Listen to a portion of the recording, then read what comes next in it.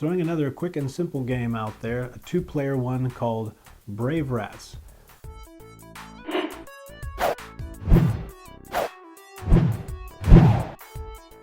Brave Rats is a two-player trick-taking game developed by Seiji Kanai and illustrated by Christopher Swall.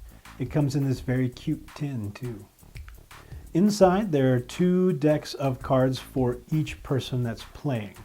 You have a red side and a blue side. Each side gets the same 8 cards valued from 0 to 7. So make sure you've got them all before you start.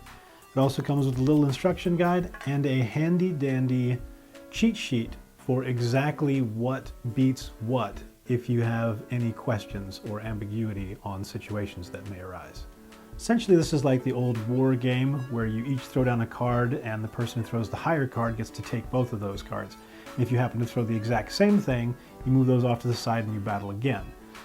This is very similar to that, but with a twist. You're each deciding a card to play in secret. Once both sides have decided on what card they're going to throw, you're going to turn them face up. Whoever has the higher numbered card is going to win that trick and basically that point for the game. You're going to play until everyone's out of cards. Whoever has the most points is the winner for that round. You can play several rounds. It only takes a couple of minutes to play. The tricky part is that every card that comes out has some special text on the bottom that changes the rules of the game in some way. Understanding what these are and how they work and being able to anticipate what your opponent's going to throw is the real fun part of the game. It's particularly amusing when you and the person that you're playing with will actually throw the same card 4 times in a row.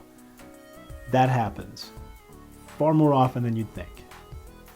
Let's go over what the special abilities are and you'll know how to play. First off, there's the musician.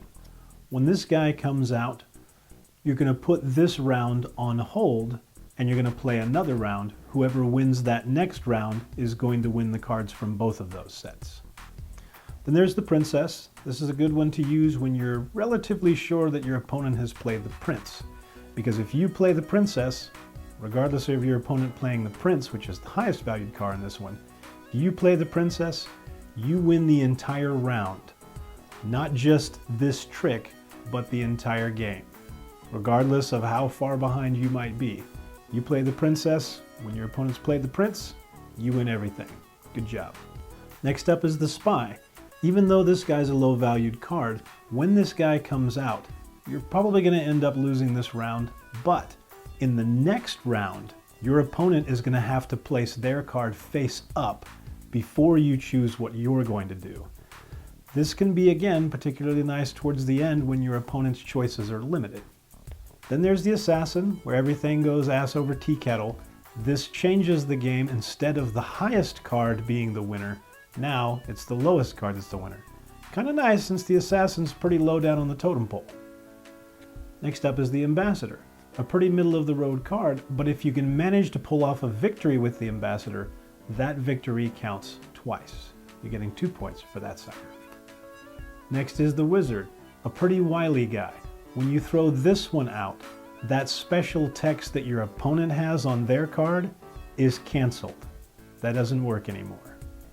This is where things can get a little bit questionable as to what overrides what, and that's where it's nice to have this handy dandy card, which tells you exactly what happens if it's a push, if one side wins, which side it is that wins, given what player played what card, tells you everything you need to know. Then there's the general, who's pretty beefy in his own right, plus he's going to give a +2 on the following round. Just be wary that your opponent might be thinking of throwing the assassin then and making it lowest card goes first, because you're still going to get a +2 to your value. And finally, there's the prince. If you play this card out there, you win the round.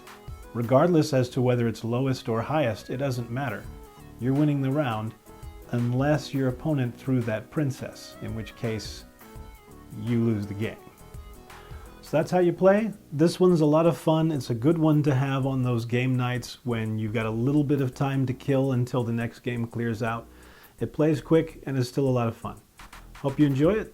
Until next time, keep playing.